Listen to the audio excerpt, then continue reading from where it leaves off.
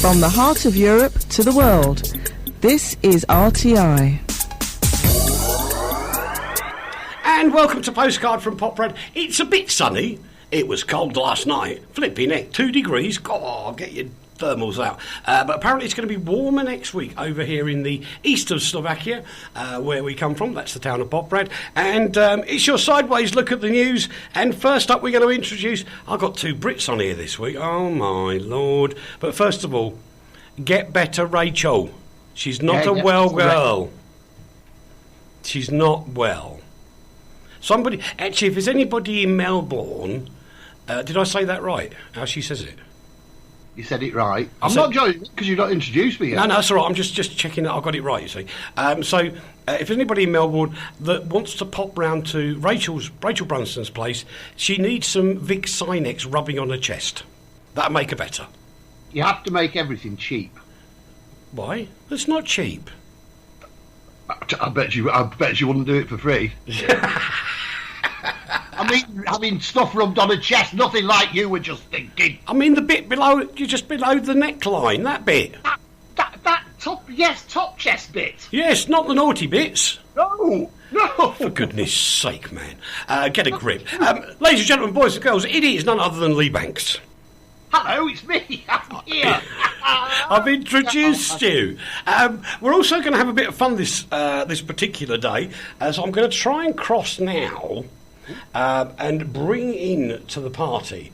Hopefully, in a second, we'll have on the line. I'm keeping my eyes open for the ringer to ring. There he is. He's not there yet. No, he's not there yet. He's still ringing. He's probably going... I don't really want to be on there. No, he's there. It is none other than the young Paul Rustling. I am. I'm here 100%. Gosh. So you two can say hello now. Hello. Yeah, hi, Leigh. Well, we did speak a few weeks ago, actually, Eric. Sorry, just forgot to mention it. Get on the ball, Mr. Wiltsher. Me and Mr. Rustling are best friends. I see. I'm redundant again already. Yeah, I think we wore out 2 or 3 telephones, didn't we, Leigh? Yeah, I could just imagine you two talking to each other. Anyway, let's get on. Paul Rustling is here because he's got a brand new book out all about the MV communicator. And if you're unfamiliar with the MV communicator, it turned out one of the most influential radio stations, in my opinion, ever. There was only 2 that really influenced me, and that was Radio Luxembourg and Laser 558. And Paul had the honour of being... kind of connected in a funny way, but didn't say at the time. And he's now got this wonderful new book all about the MV communicator and the fact that it had dozens of stations in it. But now it's okay to talk about it because you go, it's all right, the police won't come round today. I phoned them already, Paul. How on earth did you get hooked up with the MV communicator in the beginning? Well, I'd been involved in around the world of watery wireless for quite some time, but after stumbling over 1 or 2 people who didn't pay the bills, my wife said, "I'm not having this. Come off, and we'll go and make some money."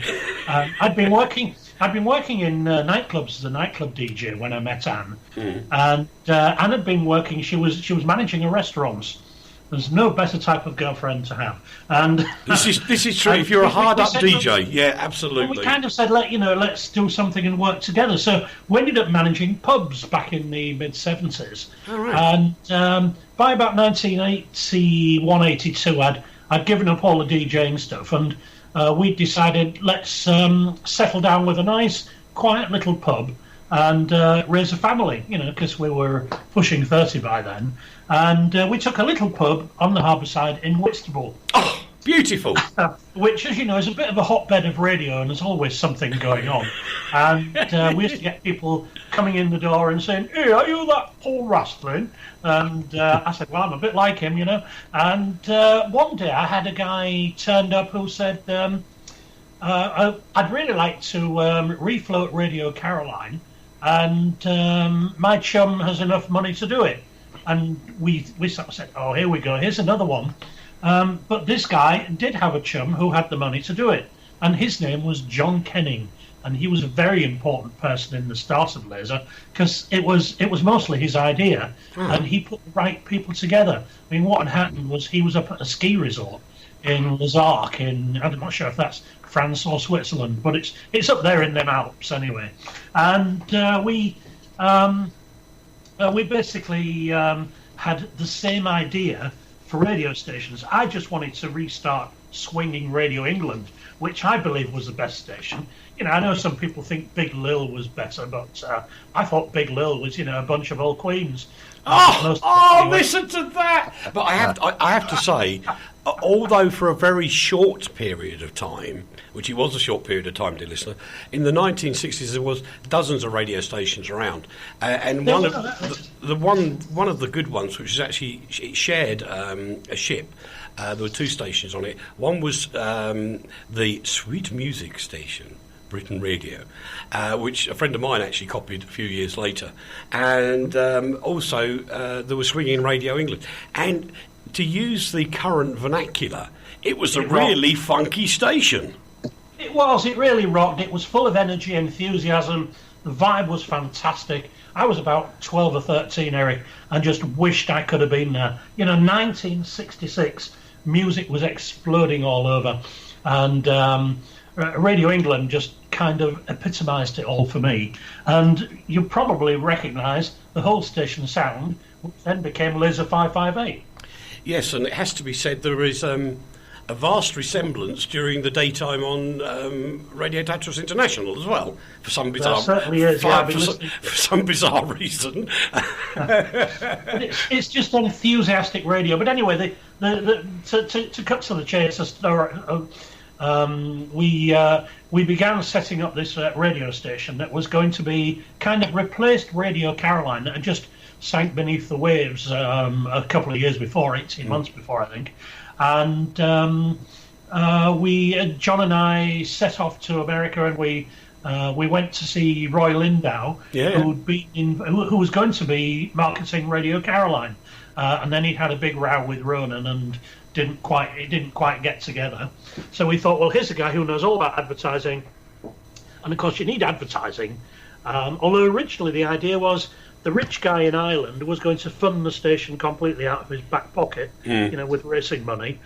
We didn't really need any adverts, but I realised, that an income was pretty important, because people do tend to run out of money, or it's best to have some money coming in anyway. You got to feed the jocks at some point, haven't you? That's right. Bless so them. Anyway, push came to shove, and Lindau basically took over. He got rid of the main people. He didn't get rid of the money guy, though. He kept his hand firmly in the money guy's pocket, and Lindau ended up trying to run the thing from an office in New York, which, if you've ever lived anywhere around the Thames Estuary, you can't run a radio ship out there from an office in the middle of New York. No.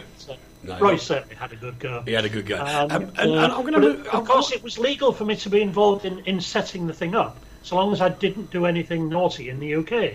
So we had to disappear to Florida for about many months, about 3 or 4 months, and build the thing and put transmitters in the ship and so on. And that was legal. But when the ship came back to the UK, and I was back running my pub in Whitstable, I could have been arrested, because it was illegal to be involved in offshore radio stations, very naughty wireless. Yep. No matter how much fun, it's still against the law. So I had to play very, very canny, and we came up with various reasons why. Nothing to do with me, Gov. I left it when it was in Florida. Yeah. But I'll tell you one of the questions I'd like to pose to you, which is maybe slightly different to the book as it goes. Now, in the UK, boys and girls, for those outside of the UK, we have an affectionate name for people who are very enthusiastic about something. In Germany, if you love satellite television or satellite radio, you're called a satellite freak. But in England, we actually have a lovely name for them called anoraks, which I won't go into because it's a long story.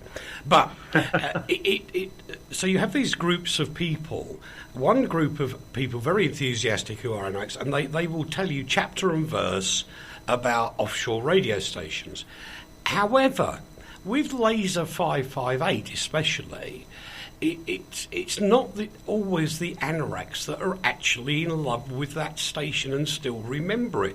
It's regular, ordinary, I say audio in the most respectful way, listeners who still have this affection for this radio station.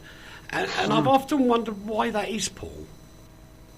I think it's because the radio station was very unique and very different. It had a unique name. And it was the first radio station in Europe that I'm aware of that didn't use the wavelength in its name. Instead, it used the frequency. Yep. So that made it a little bit different.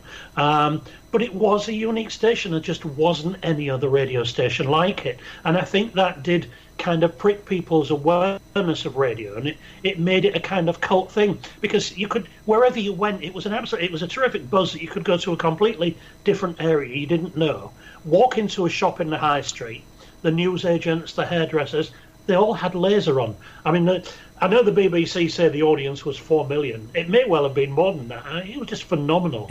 Yeah, I mean, I remember you could do that I lived in the southeast of England at the time, or the home counties, and you go to the seaside and there'd be laser exactly the same as you had. In fact, you would drive from home down to the seaside with laser 558 on, and the funny thing was it was illegal to listen, but nobody cared. Well, in fact, I talk about this in the book, funnily enough, Eric, but the slight idea of something that's not, people don't, realise it's totally illegal. It's just a little bit naughty. And it was very much like Radio Luxembourg for that, because the BBC used to call Radio Luxembourg a pirate station, although it wasn't pirating, it was totally illegal. Right. It's right. But by what they did by calling it a pirate, they gave it this allure and this attractiveness among ordinary people. Oh, well, I've listened to that. That's a little bit naughty. It's like the risque jokes or various other things that, it doesn't really do any harm, but it's frowned on by authority. And we all like to be kind of rebels. We're all rebels without a cause, really. And when you pick up on a station, oh, that will be my station.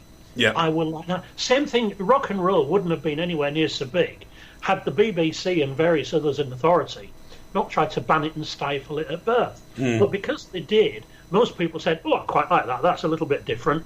I'll make that my favourite for the time being." And the whole thing did catch on. And I think the same happened with. Can you just imagine where laser would have been if it had had another 5 years on the air? Oh, that'd be amazing. And this idea of a little bit naughty, it was done with Radio Luxembourg, but it was done originally by people like Wolfman Jack, who were broadcasting from across the border in Mexico with these giant 100-kilowatt transmitters. And they were plugging products that were not quite right. It's not quite fair to sell people a bunch of pills and say they will cure impotency and so on. But, there were guys doing that, and they were doing so-called surgery back in the 1930s and advertising it on these stations. And it was all regarded as a little bit, not illegal, but a little bit naughty listening to them. Yeah. And Wolfman Jack, he dressed up his persona. He didn't tell anyone, was he white or black. Now, at the time, around the early 60s, white kids were told, you cannot listen to a black radio station because it plays all that horrible, well, they used to call it nigger music. I know it's a word we don't use nowadays, but that was the name they used. And kids were told, don't listen to it. So, of course, what do kids do? They'd go away and listen to the black stations. And when this big, powerful station came on with Wolfman Jack, he tried to give the impression that he was he black or was he white? You couldn't really tell. And, in his book and so on, and on the TV programme, he used to talk about that.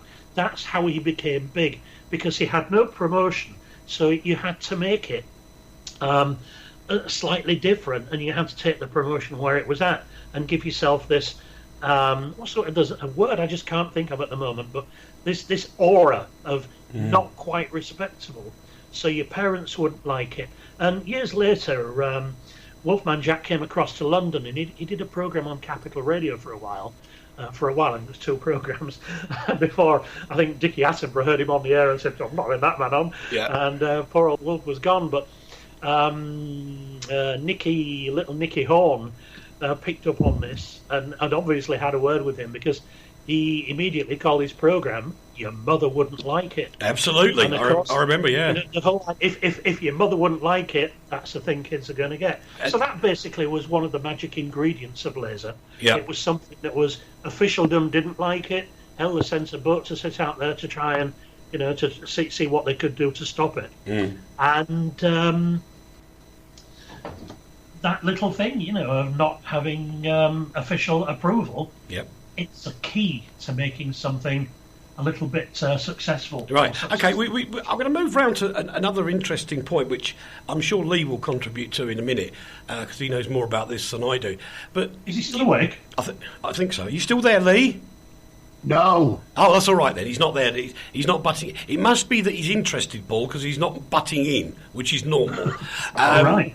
But there's a lot of people out there who do write niche market specialist books, and I see them on places like social media struggling to get a book published. Now, to be fair, this is certainly a specialist book, and yet you managed to get it published. How did you do it?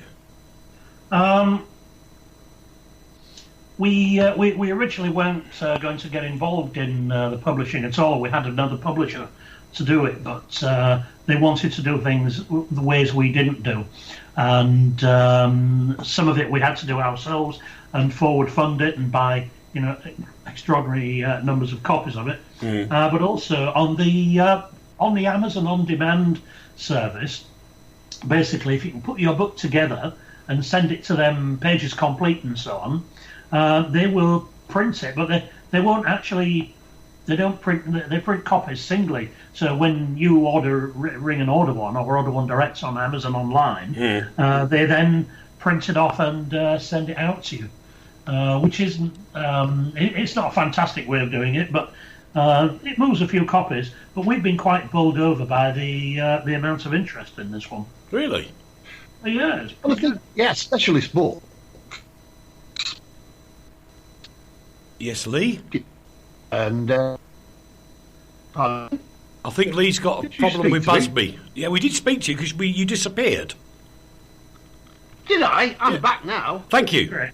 Off you go. Right, now I would say that specialist books do have a very strong place in the marketplace, and it is one of the burgeoning areas of publishing. People who, publishing the first novel, the first romantic novel or historic novel, find it very, very difficult to find a publisher nowadays. Yeah. And self-publishing is nothing to be demeaned or put down. It's the way things are now. Yeah, we've published several books in the past, and it's just horrendous problems of paying. I mean, we paid. The first book I did was a story about Laser, where I assumed an undiplume, and gave myself another name in it.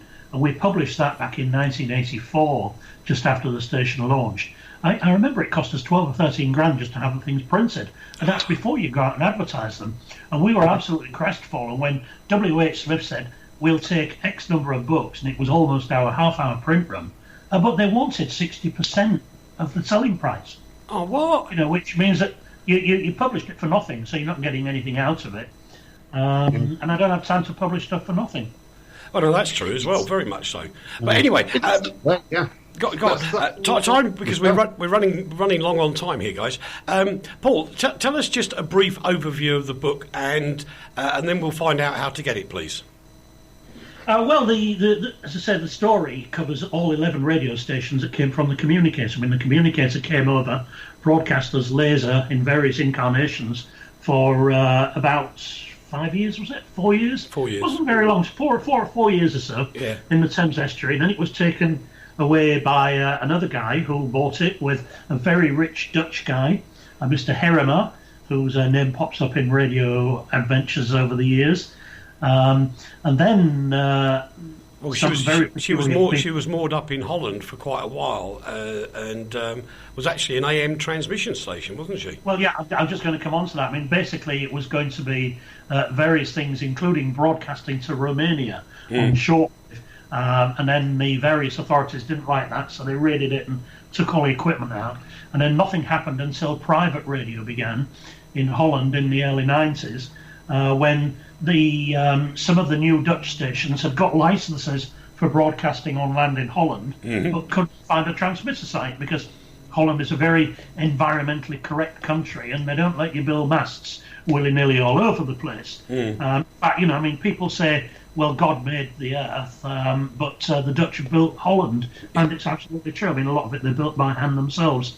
So they take care about not having big radio masts all over. So there was a guy who was very interested in, it was me, very interested in radio, who said, let's have, use a radio ship. If you can't get planning permission for a big transmitter mast, well, if you pop one on the ship and then put the ship there and tie it up on a quayside, you don't need planning permission, which you don't. So that's how the ship came to Holland and was used for originally Holland FM. That's right. Which is a daft name for an AM radio station, but they'd already picked the name apparently.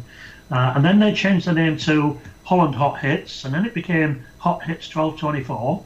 And then Radio Veronica, who just decided they'd become a private organisation as well, they decided we'll buy that, and they paid an awful lot of money for it and set up Veronica Hot Hits, and that was when the station was at its most successful, or when the ship was at its most successful. It was doing $5 or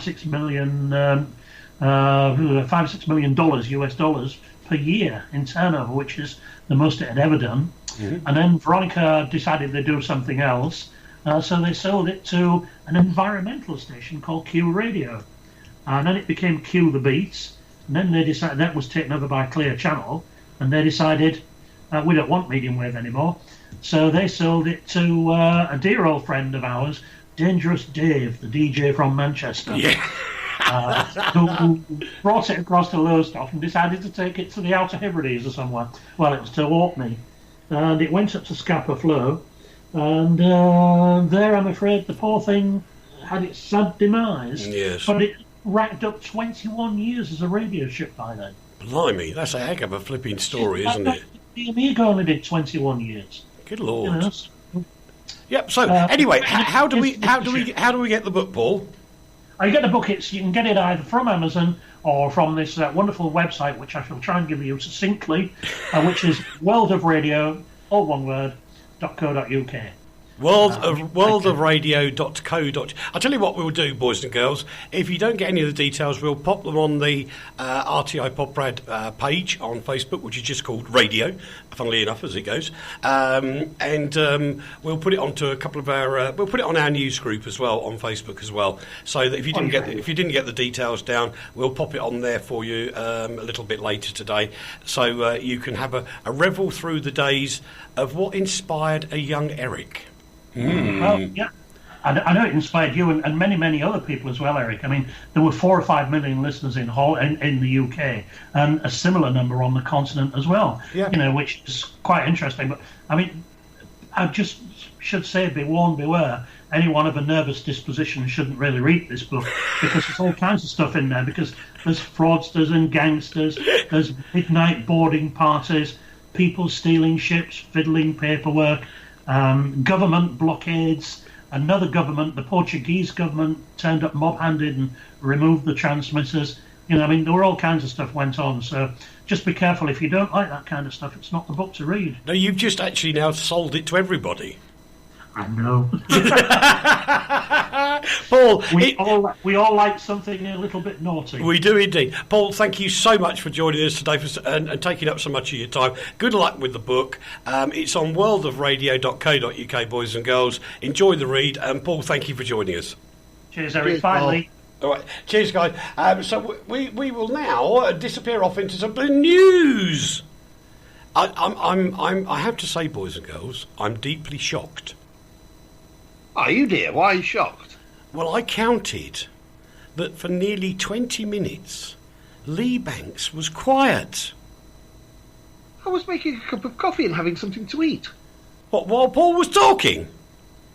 Yeah, it was like being at the pictures. It was like having a bag of those things and a Coke, a sweet drink. Oh, I thought you was going to say I was really enthralled by the conversation. I was incredibly enthralled by the conversation, and that's why I thought I need to have popcorn and the a Coke type drink. Right, well, anyway, boys and girls, with almost the first part of the show finished, we'll crash on in to those poor legends that have left us, starting with Curtis Hanson, who's the Oscar-winning writer and director, has died at the age of 81, Leigh. Yeah, really sad. He's the man who made LA Confidential and all sorts of things like that, The Hand That Rocks the Cradle, and that wonderful film containing the soundtrack by His Royal Bobness, Wonder Boys. And he was just... Yeah, he made lots and lots of good films. He spans decades of film history. And perhaps one of his bravest moves was making the Detroit hip-hop movie 8 Miles with Eminem. Blimey, there you go. The rapper Shorty Lowe has died at the age of 40. A terrible car crash in Atlanta, leaving behind 11 children as well, which is really sad. By 10 different women. Yeah, but it doesn't matter. It's still a young guy with kids that won't see Daddy grow up, which is really sad. Really, really sad. Mia Farrow's adopted son... Sorry? There's some mysterious things in this story about rapper. It's one to keep an eye on in the future. Yes. Mia Farrow's adopted son has died as well at the age of 27, also injured in a car crash. What is going on? Don't get it. Again, watch this space for new developments in this story. It's not all what it was seen. It's a sad story. Mia Farrow took him on as adopted him from Calcutta in India, and he was badly disabled.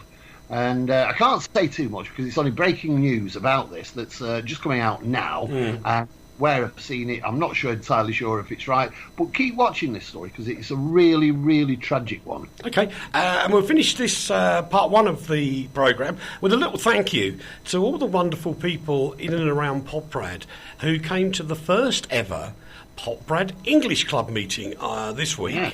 And I've got to say they're very brave people because a lot of people who they might understand English, but when you're in a foreign country, guys, and you go on holiday, don't be abusive to the people. They don't always have English right on the tip of their tongue. And they are often not rude or anything like that. It's because they're nervous and they don't talk to you back in English. And so for these people to come out and be almost forced to talk English, because that was the deal, I think they're very brave. Incredibly brave, and especially to Radka as well, the young lady sorting the wine out for everybody. I know she was nervous because she told me before, but Radka, well done. You did a good job.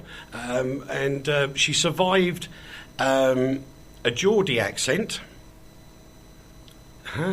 a London accent, a Cornish accent, and an American accent. So I think she did rather well.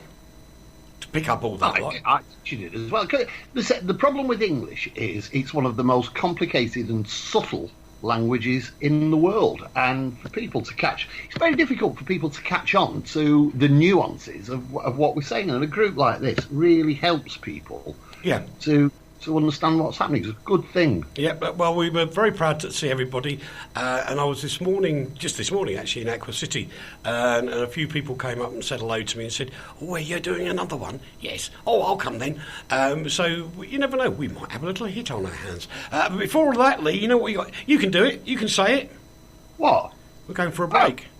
Wait, I was just going to say it, but you said it for me. It's that time of the show to take a break, ladies and gentlemen. Don't bother about making a cup of coffee. Don't worry about making a milkshake.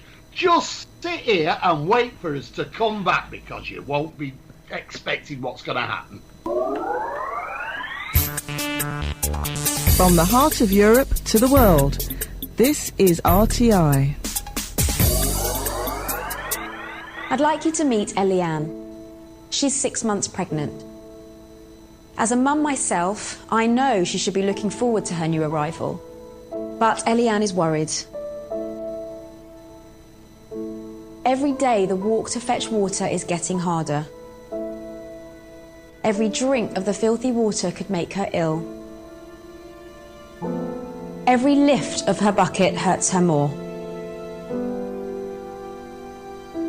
You can help bring clean water to a mum like Eliane. Text the word water to 70444 to give WaterAid £3. WaterAid has the expertise to bring clean water to Eliane's village. They just need your support. I've seen for myself the difference clean water can make. So please help keep Eliane and her unborn baby safe. Text water to 70444 to give WaterAid £3 now. Thank you. If your dream holiday is 2 hours from the UK, perfect for children and teenagers, young couples and the older visitor, ideal for the physically active and for those who just want to unwind, Aqua City is the destination for you. Described by the Travel Channel as the place that will soon be on everybody's lips, be ahead of the crowd and the envy of your friends, but still enjoy a home from home. Come to Aqua City Poprad, the world's leading green resort. From the heart of Europe to the world, RTI. Welcome back to Postcard from Poprad, boys and girls. Let's hope we've got Leigh back on the line because we lost him for a second. Are you there, mate? I am, thank you. That's good. And thanks again to Paul Rustling for the contribution in part one. Worldofradio.co.uk is the place to get the Laser 558 or the MV Communicator book, which is quite fun. We move on to some more serious things. In the past week, the horrific... I don't know what to call it, actually, but there were some aid workers killed in Syria. Then, of course, we get the typical who did it thing, which is, if it wasn't serious, it would be almost comedic the way people go on, with one side blaming the other side and vice versa. The bottom line is, in my book, if there was no civil war in Syria, these aid workers wouldn't have got killed in the first place.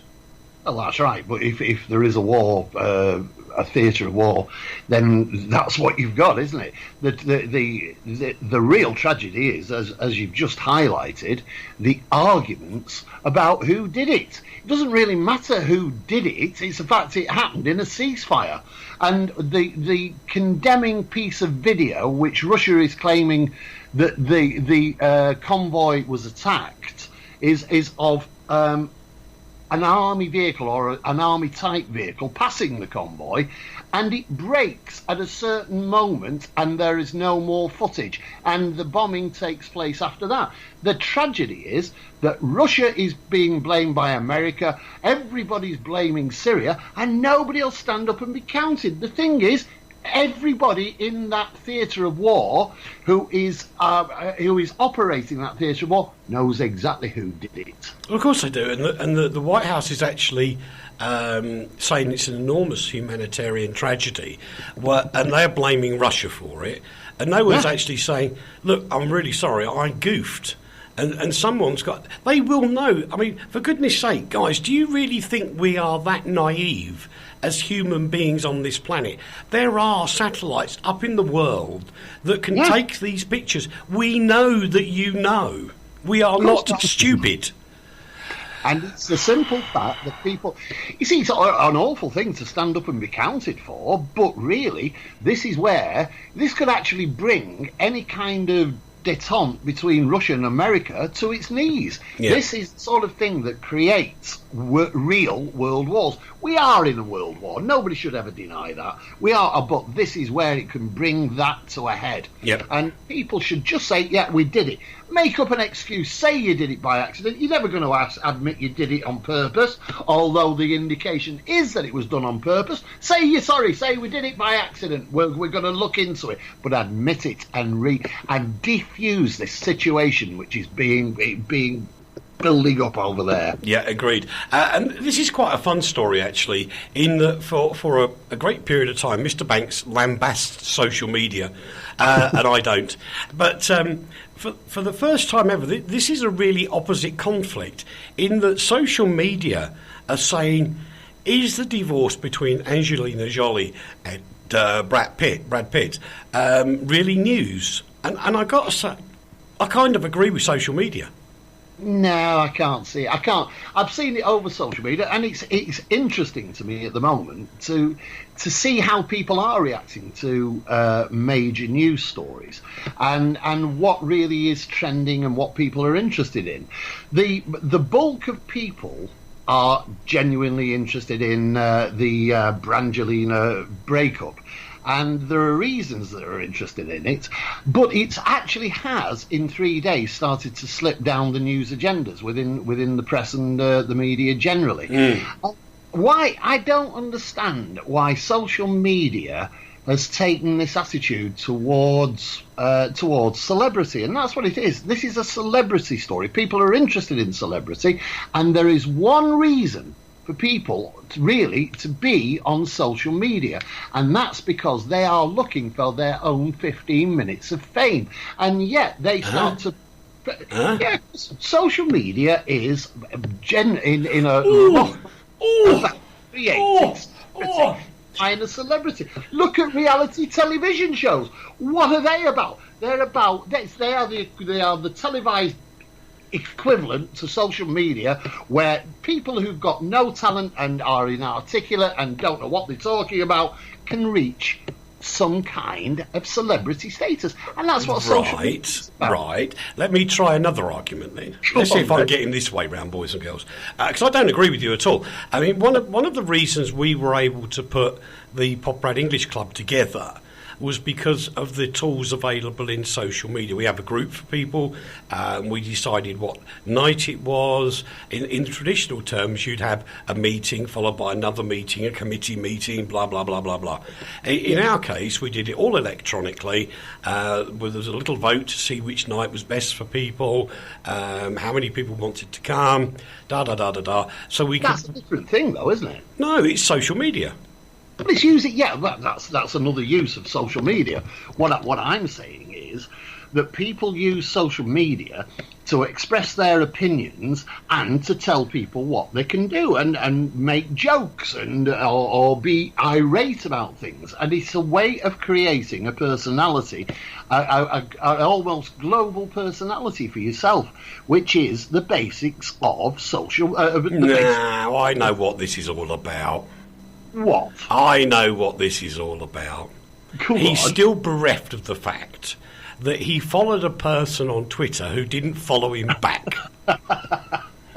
That's what it's all about. Talking about Stephen Fry. Yes, I'll never forgive you, Mr. Fry. He followed Stephen Fry on Twitter and assumed that Stephen Fry would follow Leigh G. Banks. Unfortunately, he didn't. He's just like a big fried Mars bar. he rebuffed Mr. Banks.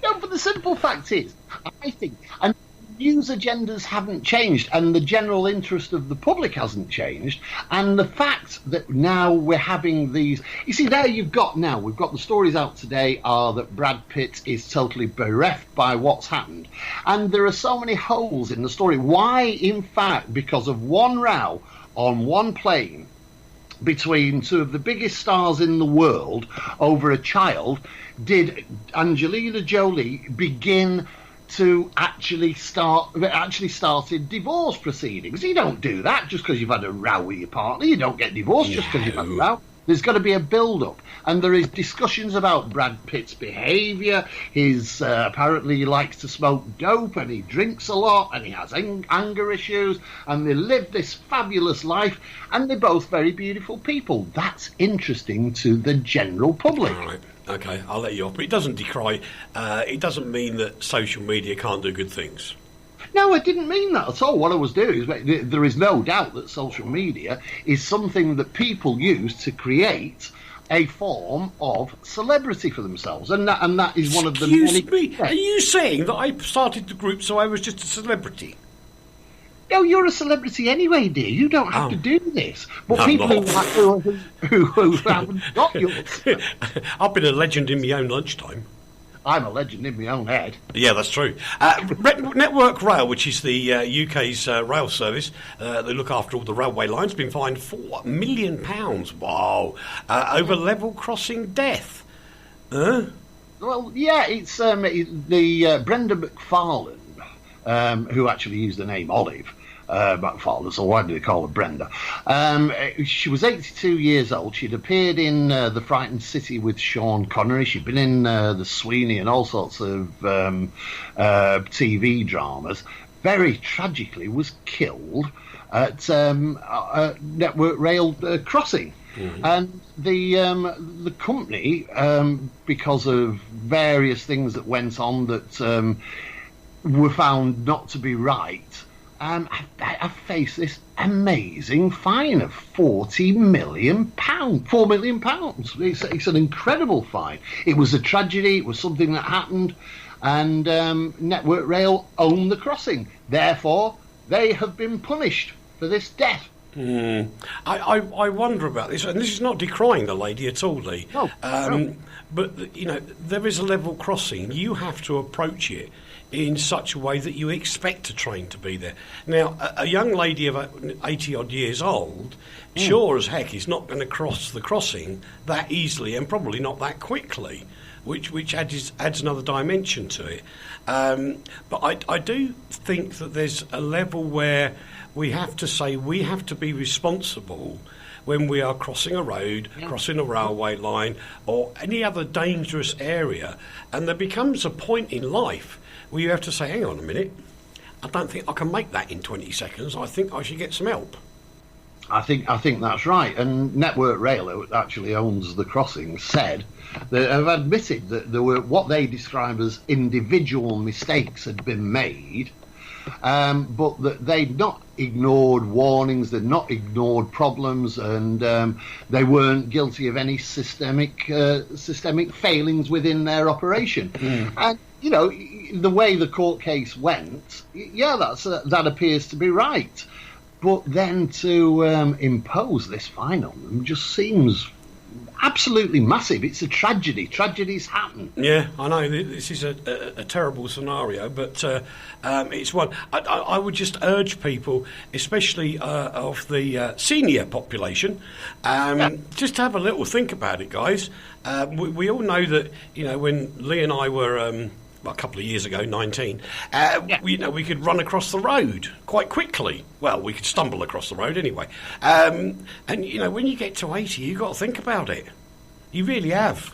And if you can't, think to yourself, can I make it if somebody comes around at 80 miles an hour or over 100 kilometres an hour, then you've got to ask yourself, what the heck are you doing walking across that sort of intersection? And find another way if you possibly can. Just use a bit of old-fashioned logic. A disabled woman has shamed two male... I think that's a very, very well put. Yeah, and that's not attacking this young lady. No, not at all. I think we just got to think a little bit. And people don't. Yeah. And it is so... I find that this in so many areas.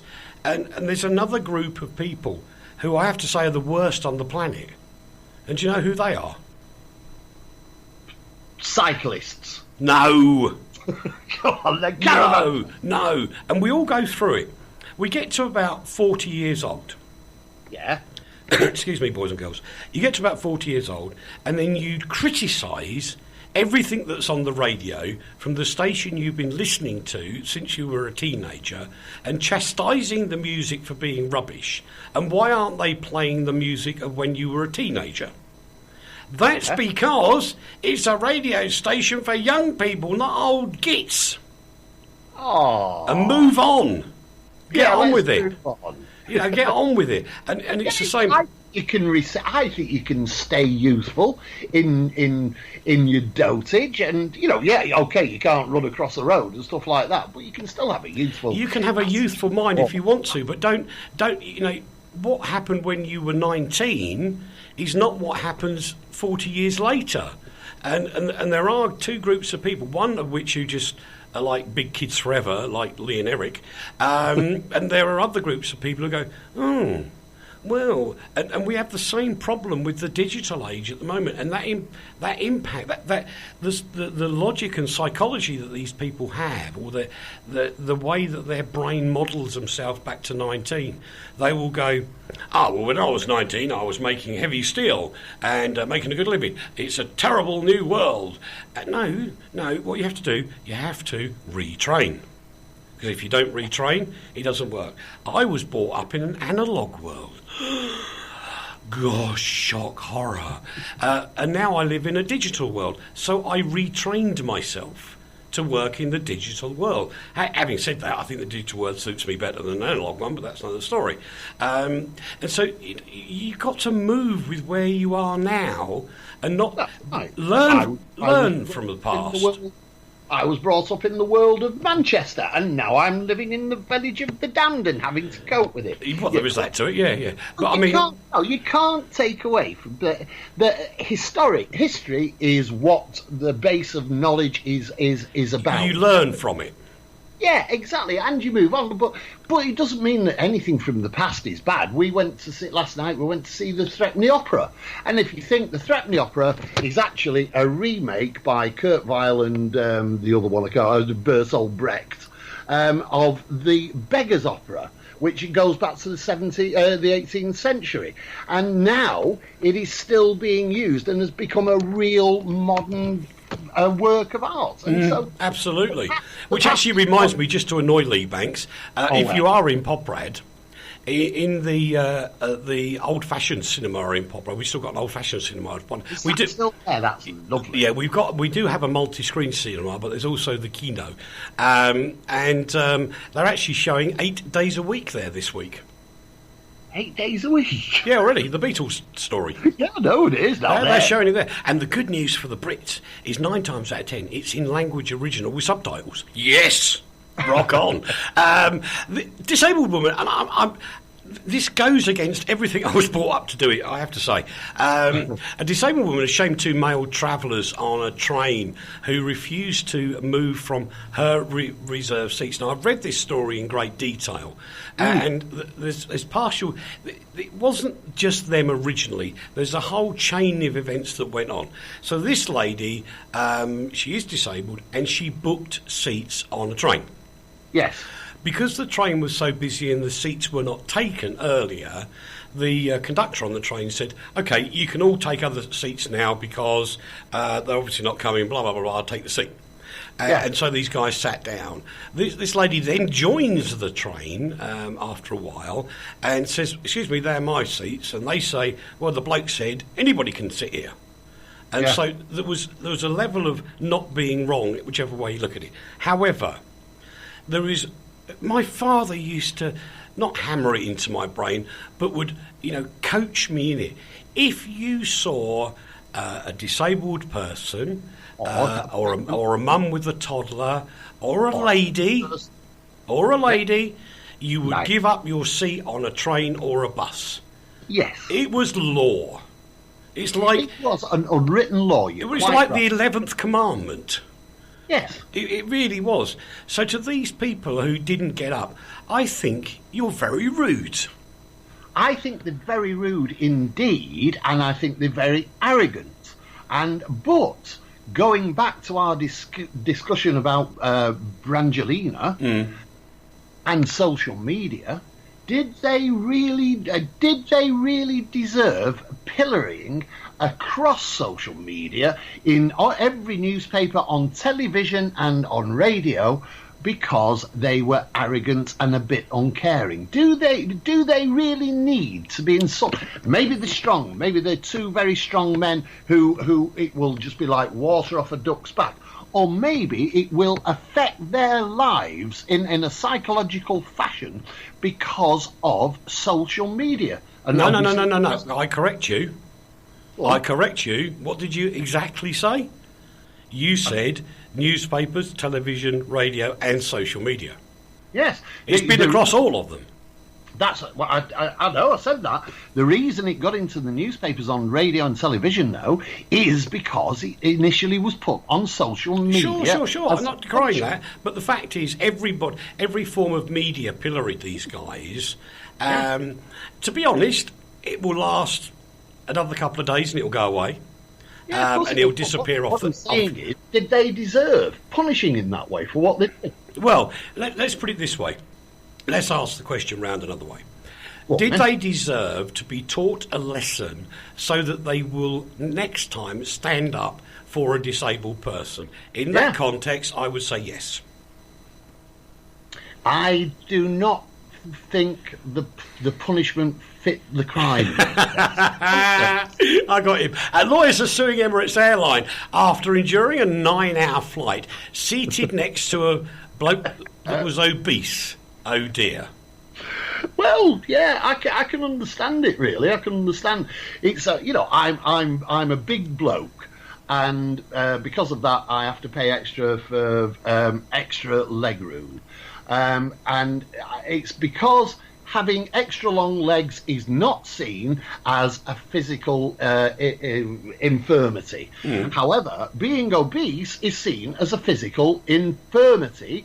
Therefore, if you are a bit obese, you can sit where you want on that plane with no extra charge, which is, to be honest, is incredibly unfair. This is a big bloke. I'm a big bloke. I have to pay extra, not because I'm fat, because I have long legs. He was fat and ruined this flight for this Giorgio Destro, which I can quite understand. If you got some big fat bloke spilling out of his seat into your lap, then you're not going to be very comfortable. And this bloke was in the equivalent to first class. He might have been, class, but he paid a lot of money for his flight.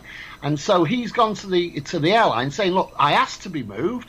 I asked to have somebody, move to a different seat so that I can endure 9 hours without somebody sitting on top of me, and he was refused. Now, surely the plane staff should have gone round and said, "Look, is there somebody who wouldn't mind changing the seats?" They didn't bother. They just said, "Shut up and sit there."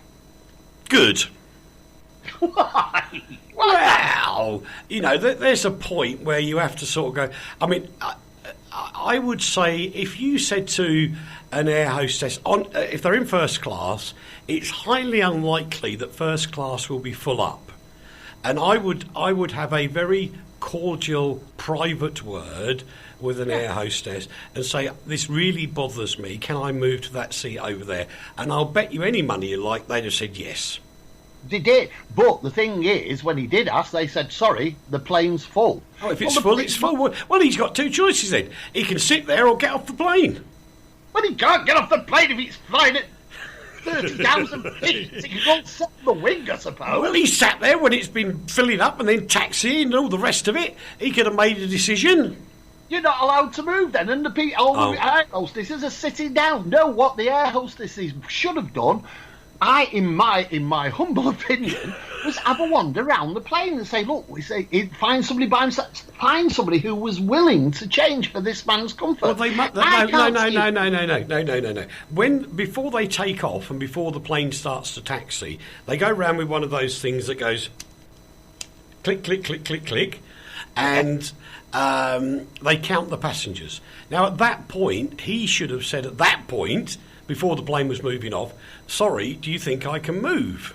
Which should have insulted the fat bloke. Well, that's no, you do it subtly. You get up from your seat. Sitting on top of you. You say, excuse me, sir, can I just get up for a moment? I need to speak to the hostess. Your stomach out of my lap. Yes, something like that. Anyway, I'm going to finish on the story because I have such a passion for this story, because I as my daughter Caroline remembered beautifully and brought me the most stunning model of the best aircraft in the world ever, the Concorde. And I'm sad to say this is going to happen in France. But if anybody wants to pop along there and buy me a little something, I will be eternally grateful, because there's going to be a sale of Concorde memorabilia, including toilet seats. I don't want those. Menus and headphones. Headphones. I want some headphones with Concorde on. In Toulouse, which was where the co-factories for Concorde was based. And it's going to be featured in a furniture and crockery thing. Oh, my Lord. But apparently there's oxygen mask, headphones, crockery, all sorts of other stuff from Toulouse. And there's some of the stuff's going to fetch thousands. Well, of course it is. That's the beauty, isn't it? That's the auction house phoning up for you to buy something now. That's the phone of Toulouse's on the phone. That's it. I'll have 2 seats, please. And no. Just get me a pair of headphones, Leigh. That'll do. But remember, I had a set of I had 3 sets of seats out of an aeroplane. I know. And they were incredible. They're the most comfortable things we ever had. And look at the price they're going to sell for. Now, it's a bit different when it's Concorde, but they're going to be selling up to 12 grand, these seats. That's amazing. I know, but wouldn't it be just lovely to have a little something from Concorde? Well, you can have a little something, yeah. Yeah, I do. But why not seats? They're really comfortable. They could change your life. Actually, not make sound. To be honest, I already have one piece of... In fact, you're the expert. I have one piece of Concorde memorabilia already. Do you indeed? What have you got? I have a pair of cufflinks. Oh, I've seen them, of course. Yes, and these cufflinks, boys and girls, were given to the people that worked on the project, both at British Aerospace and in French Aerospace in Toulouse. And my godfather was actually one of the design engineers for Concorde. And before he passed away, I went to see him many, many years ago now, and he said, "Eric, I've always noticed you love Concorde." I said, "Yes." He said, "You do remember I worked on it?" I said, "Kind of. But I don't remember the whole story. I remember that they lived in Stevenage and worked with British Aerospace." And he said, "Oh, yeah, and these were... the original test pilots were given solid gold cufflinks, but the team involved in Concorde were all given the silver cufflinks in a beautiful velvet... it was all velvet covered inside the box. It was very, very tastefully done. My godfather actually gave me these beautiful models of Concorde as cufflinks, which I still have to this day, and they are beautiful. They really are beautiful. I remember seeing them. They're very nice indeed. Yeah. Unfortunately, they're not worth the money that you would have thought they were. They're still worth money, but I'd have thought something like that within the world of collectibles, and maybe now they have realised a good price. Yeah. Oh, well, and I don't want to sell them. They'll go to my son later on. I'm never going to sell the darn things. But they are lovely things too. And I still think Concorde is one of the most beautiful planes that ever flew. It was the XJS of the aeronautical world. Kind of, yeah. There's a I would be torn. If I could have a flight in a plane tomorrow and I had to choose between a Spitfire and the Concorde... I would stand there for hours deliberating because I couldn't make my mind up.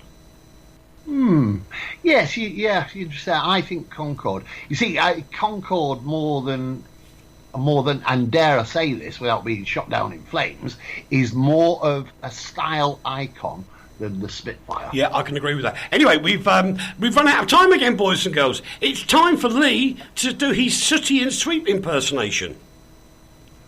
I don't do a sooty and sweep impersonation. Yes, you do. Try it. I just say, bye-bye, everybody. Bye-bye. There you go. In my ordinary voice.